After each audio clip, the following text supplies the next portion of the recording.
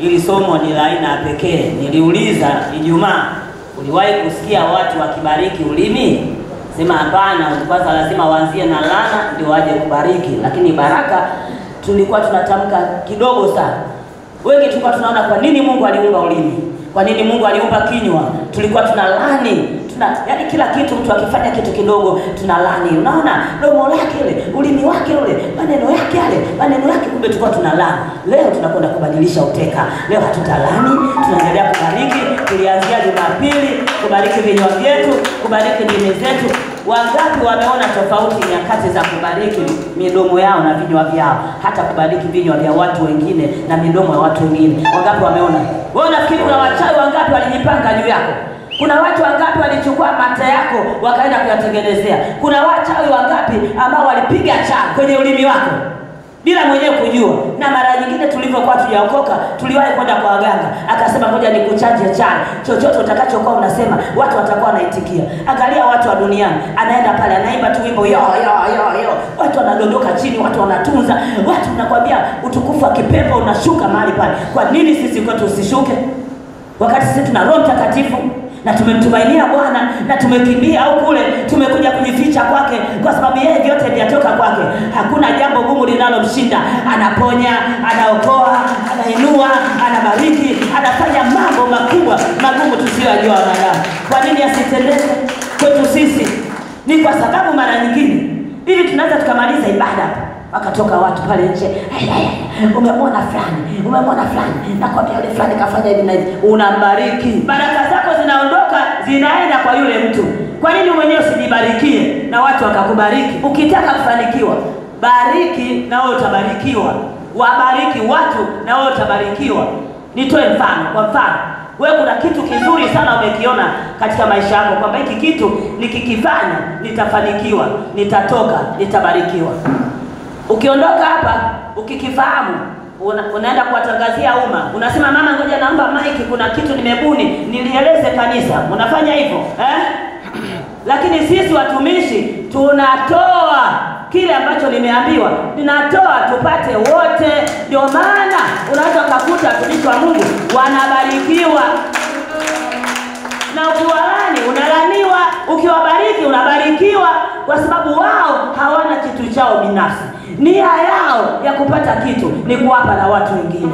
Leo pokea kitu cha tofauti kwenye maisha yako, kwa sababu Roho Mtakatifu anataka kutoe sehemu moja akupeleke sehemu nyingine. Kweli, miaka mingapi toka umejitambua kwamba wewe ni binadamu? Miaka mingapi watu wamekunenea maneno mabaya?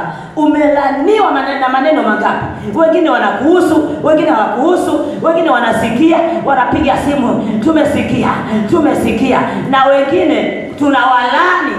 Mwambie jirani yako, chanzo cha tatizo lako ni kuwalani watu. Chanzo cha tatizo langu ni kulaniwa na watu.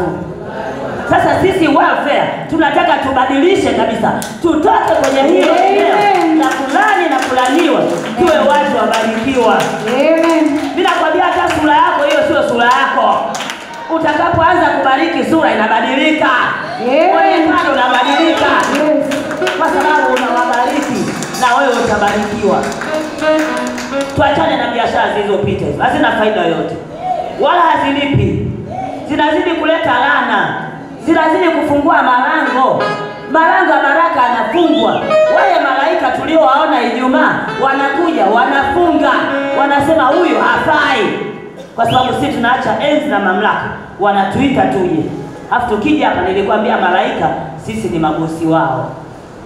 Roho Mtakatifu ni bosi, Bwana Yesu ni bosi, Mungu ni bosi. Kichwa cha habari: fichua fursa zenye unabii zilizowekwa katika kinywa chako au katika ulimi wako.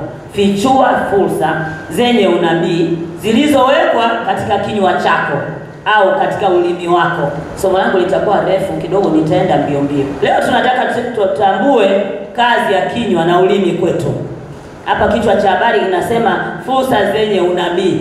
Fursa zenye unabii kwenye vinywa vyetu. Zipo fursa zenye unabii. Kumbe kila jambo unalotamka, liwe baya liwe zuri. Niwe namtamkia mtu baya, natoa mimi unabii, unanirudia mwenyewe. Niwe natamka zuri, basi yule mtu atafunguliwa na mimi nitafunguliwa. Kuna mahali tunajifunga. Kinywa mara nyingi kinatajwa kuwa ni mahali pa mawasiliano. Mahali pa mawasiliano. Na kinawakilisha maneno, matamshi yanayotokana na moyo na akili ya mtu.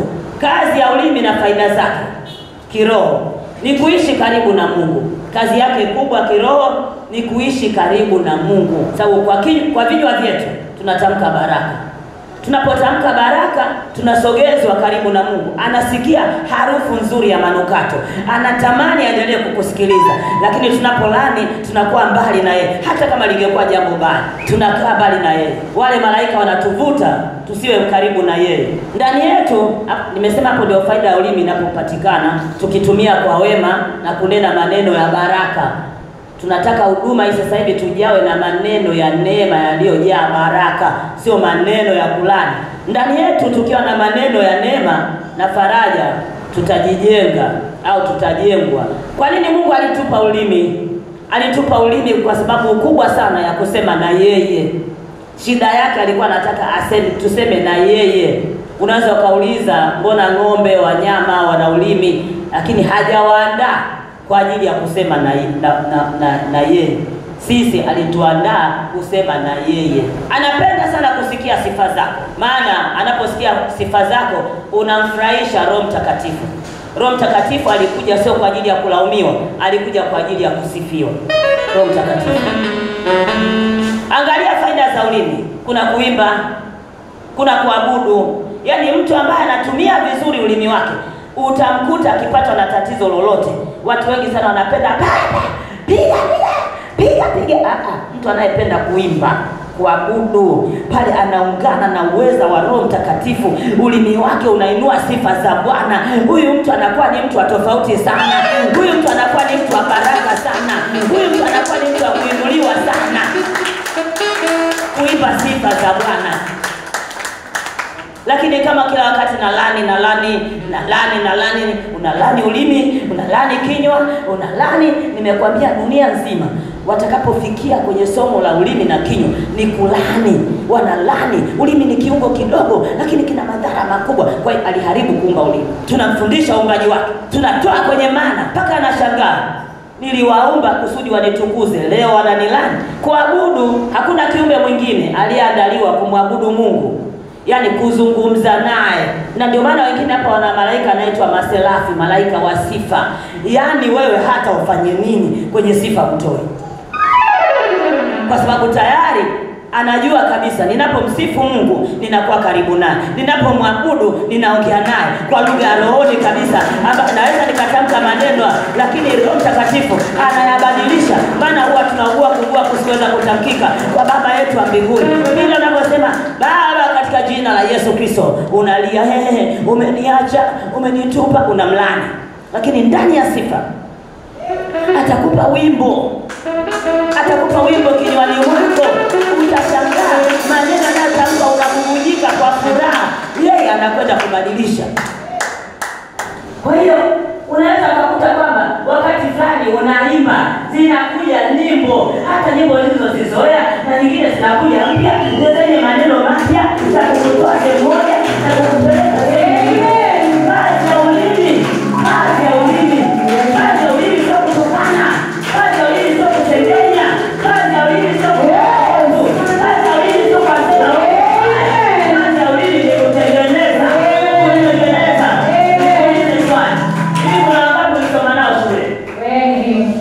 Unataka unafanya nao kazi wengi, unawataka unakaa nao sana wengi, tena hawajaokoka. Wewe unawatamani pamoja na Yesu wako, unawatamani. Lakini nataka nikwambie, tutakapobadilisha safari hii tukaingia kwenye eneo lingine, nilikwambia kwanza kitu kikubwa ni upendo. Maana ndio tunamchagua hapa, naongea naye, huyu hapa mbea. Wewe mdomo unaosema mbea, nimesema na miguu, umesema na mdomo. Sasa nani mbea? Tunamtukana Mungu. Tunataka tubadilishe, tuwe na viwango vingine, tuwapende watu, tuwathamini watu, tuwajali watu. Kila kitu, kila mwenzio yone silaha. Kila mwenzio yone tabu yako. Kuna jambo ambalo tunataka kwenda kufunuliwa mwezi wa 3. Mwezi wa 3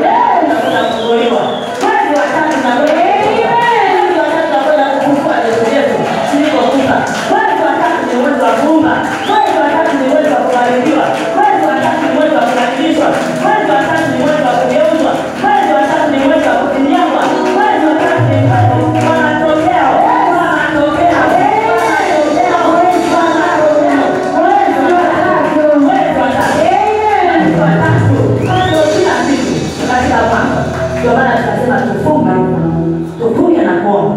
Kuna mambo mengine hayawezekani. Unapofunga unarutubisha mwili wako. Amen. Hata mwili unafanya uwezo wa kwenda mbele za Bwana. Kueleza yale ambayo unahitaji kuonyesha. Haleluya. Barikiwa wote. Nimesema hakuna kiumbe mwingine Mungu anayemtegemea wa kuongea naye kama mwanadamu. Sasa sisi huwa tunaona kwamba wakati wa kuongea na Baba mbinguni ni wakati wa matatizo. Wakati wa matatizo nakumbuka kuna kanisa. Niwahi kwenda mwaka mmoja kule nikaombewa. Hapo tena yeye anakaa pembeni. Watu wengi sana tunajua kwamba Mungu ni mtu ambaye anapenda matatizo. Yeye anakupenda jinsi ulivyo. Wewe na matatizo usio na matatizo. Yeye anakupenda jinsi ulivyo. Hapendi matatizo peke yake. Kwanza anaona matatizo ili tutafunguliwa. Kwa vyovyote atakuingia. Ujue unabii ni wa watu wa mbinguni. Omba hiyo lugha ipo kwenye uzima katika kila jambo. Hiyo lugha ambayo utakuwa unaenda nayo ya kumtukuza, ya kumsifu iko katika mlolongo wa watu wanaokwenda mbinguni. Fursa za mbinguni ziko kwenye kinywa chako kama ukisifichua. Fursa za mbinguni ziko kwenye kinywa chako kama ukisifichua.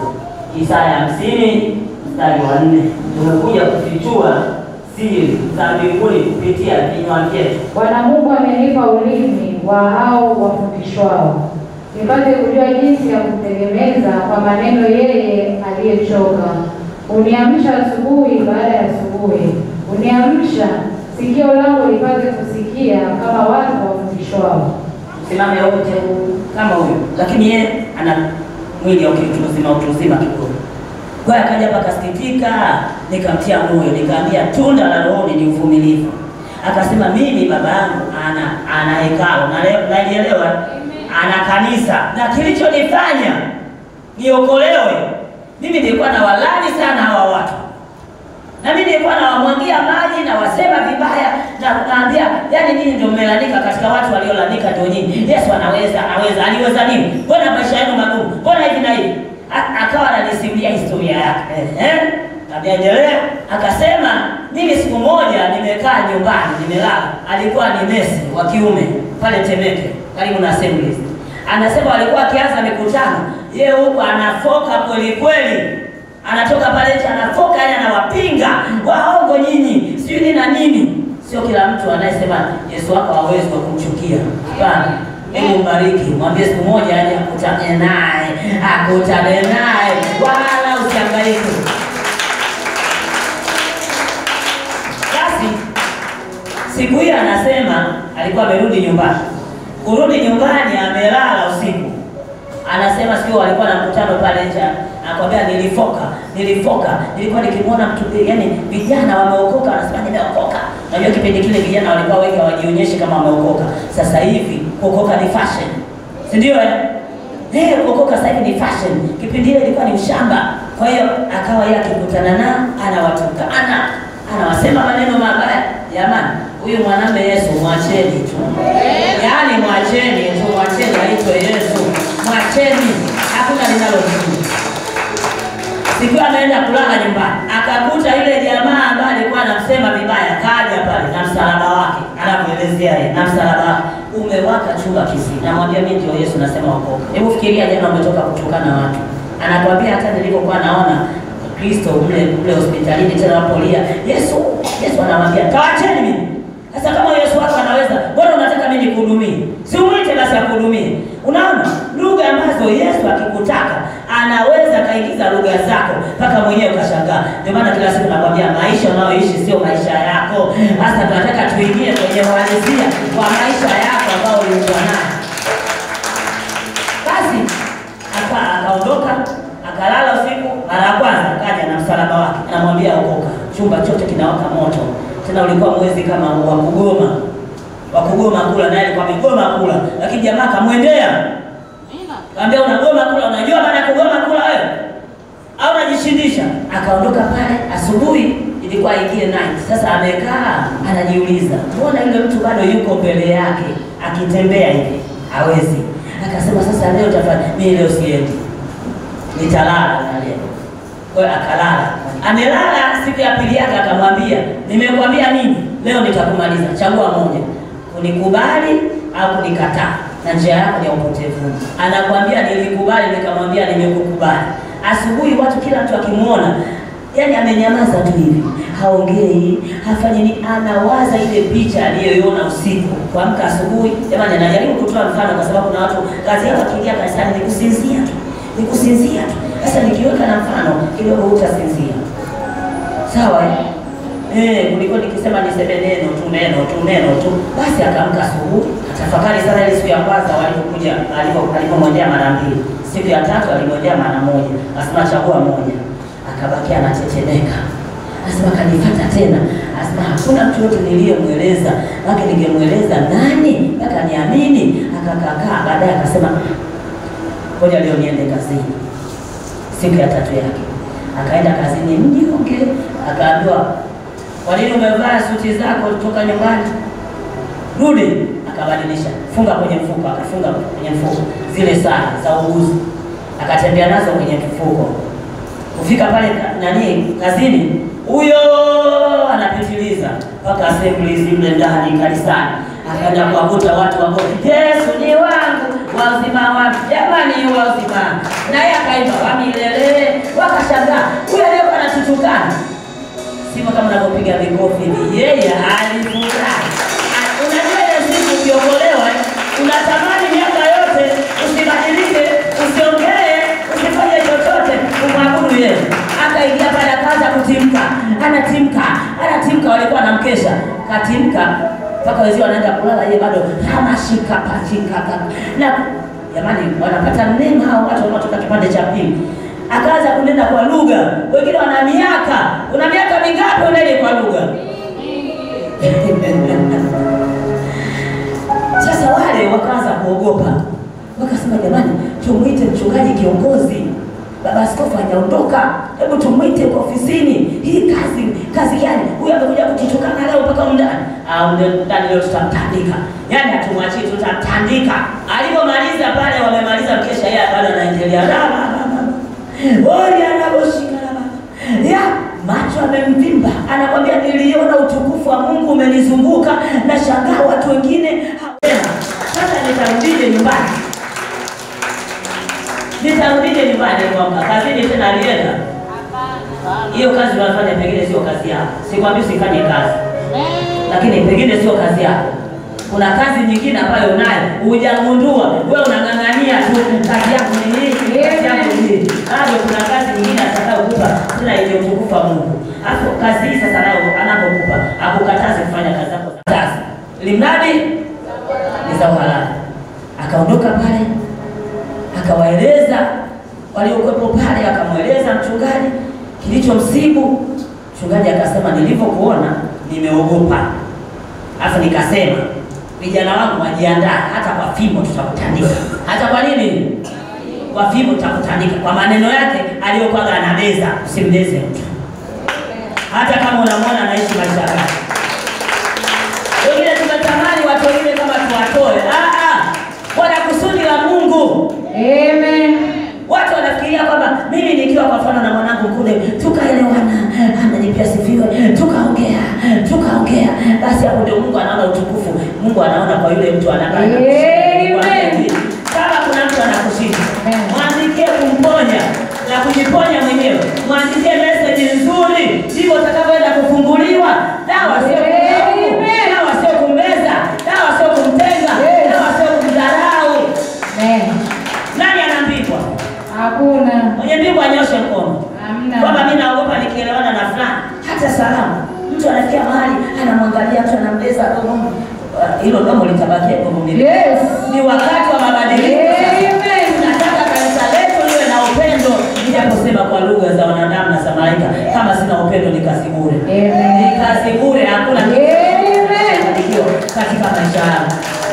Huyu Isaya anazungumzia sana kwa habari ya watumishi wa Mungu. Mwikohishwao, mtumishi wa Mungu amepewa ulimi kwa sababu ya hao wafundishwao, kusudi aweze kutengeneza maneno yao, hasa kwa watu waliochoka.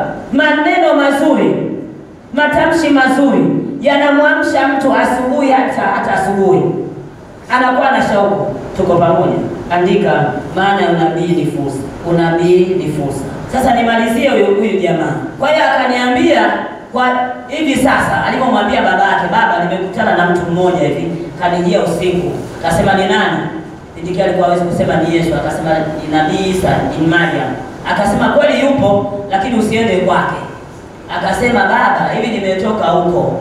Babake akamfukuza. Akasema nimekesha huko siku 2. Babake akamfukuza. Akarudi tena kanisani. Akawaeleza, basi sina kazi, maana babake alimwambia hata kazini atamfuata. Kwa hiyo akawa analala pale. Kuna vijana wakaitwa, jamani mchukueni kijana mwenzenu, nendeni naye nyumbani kwake. Akasema mimi hapana, mimi nataka nilale hapa. Kwa hiyo wakamtafutia, wakasema tumtafutie godoro aje alale, akakataa. Akasema naenda kununua boksi na mto wake tofali. Akawa analala pale kanisani. Unajua watu wengi sana wanajua kanisani huwa wanagawaga sadaka kwa kuwapa watu.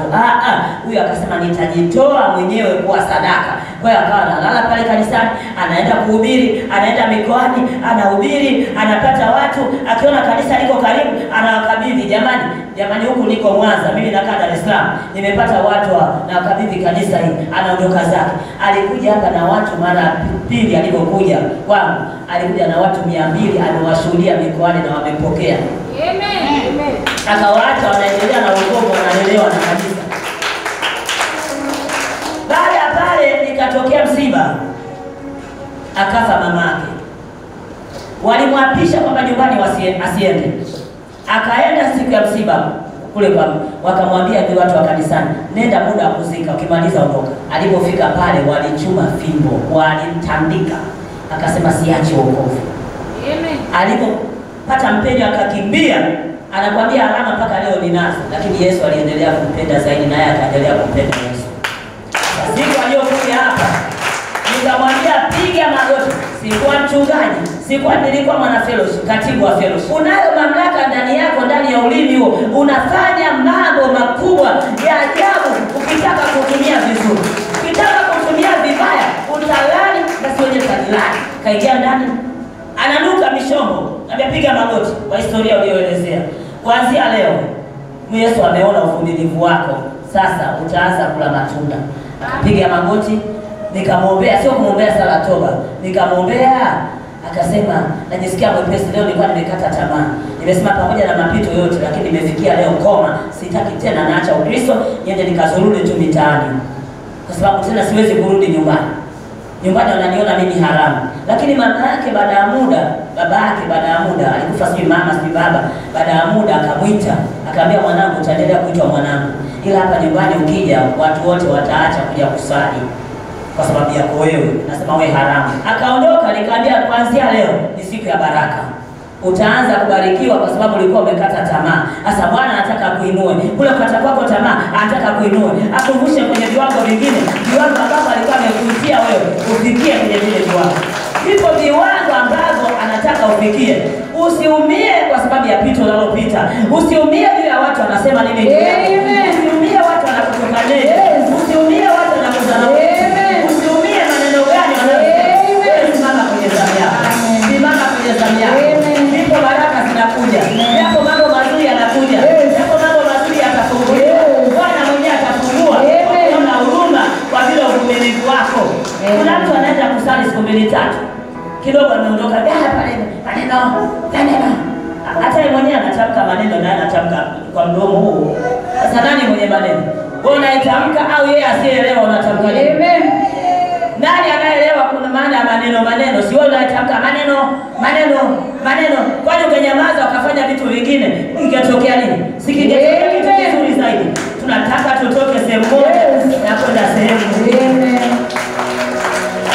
Mara nyingine kwa ndimi zetu tunaua hata wagonjwa.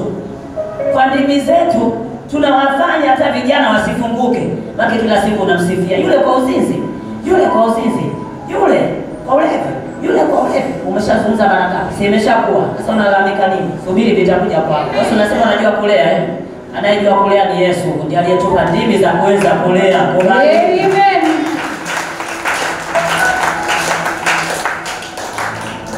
Unabii haukuletwa popote kwa mapenzi ya mwanadamu. Unanena kwa maneno yaliyotoka kwa Mungu, kiongozwa na Roho Mtakatifu. Maneno unayotoa ndio anaoamua wewe uwe nani. Maneno tunayotoa ndani ya vinywa vyetu yanaamua mimi niwe nani au wewe uwe nani, kwa kadri yale maneno. Na yale maneno katika ndimi zetu yanaamua uishi vipi yale maneno. Kama kila siku ni kuangalia makosa ya watu wengine na kuwasema na kuwalalamikia na kukaa vikundi na kujadili yule pale mbaya, yule pale ni, ndio maana mimi dokea. Yaani hata uniseme vipi, nitalia nikinyamaza, huyo nasonga mbele.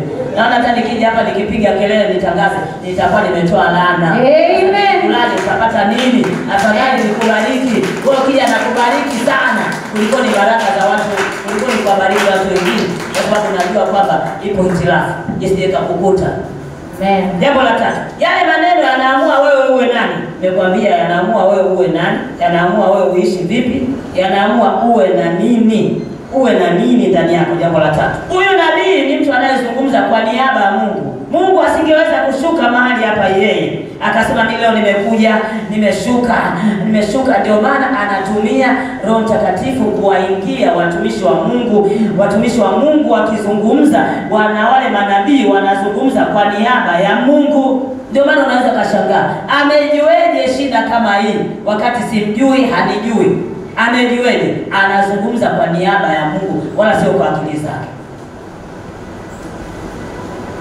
Zipo fursa nyingi sana ambazo mtu anatumia kwa kinywa chake kuambia watu ambacho Mungu anataka kiwe. Tunakuja Jumapili kupokea nabii zetu kwenye neno.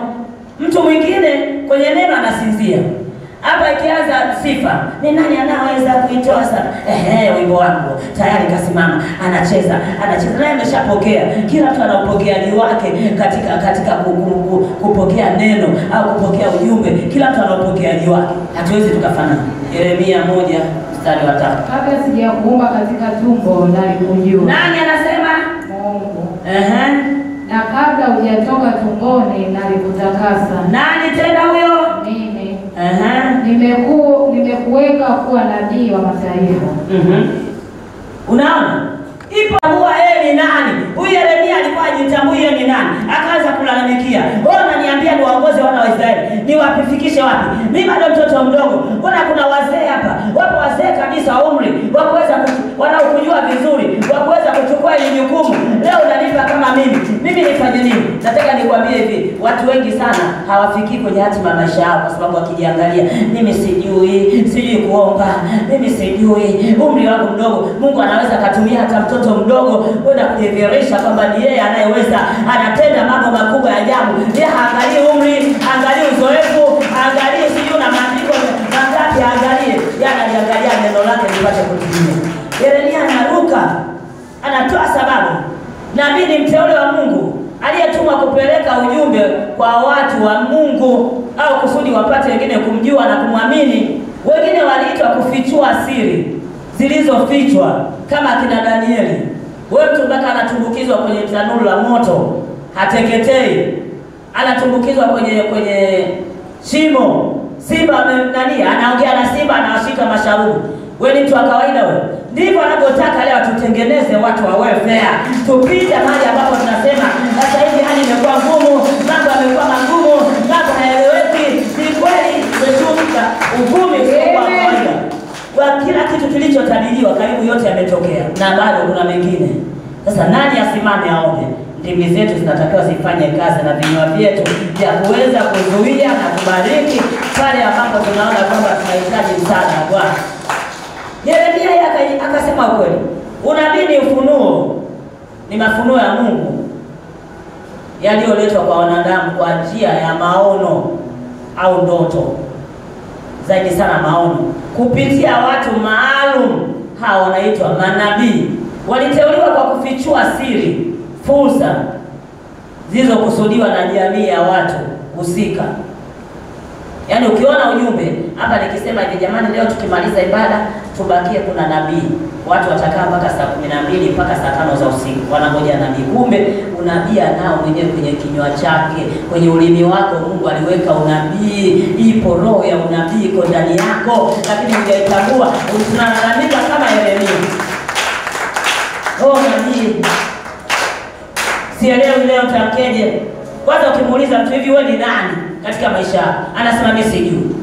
Sasa mimi naona mtu wa kuvamia watu. sio mtu wa kuvamiwa. Wewe ni nabii. Ukiona unavamiwa, wewe kuna kitu ambacho Mungu ameweka ndani yako, hujagundua siri yake, au wakati wake bado. Unaweza kupata shida sana, unaweza kupata tabu sana, lakini yeye ataendelea kulinda. Kwa mfano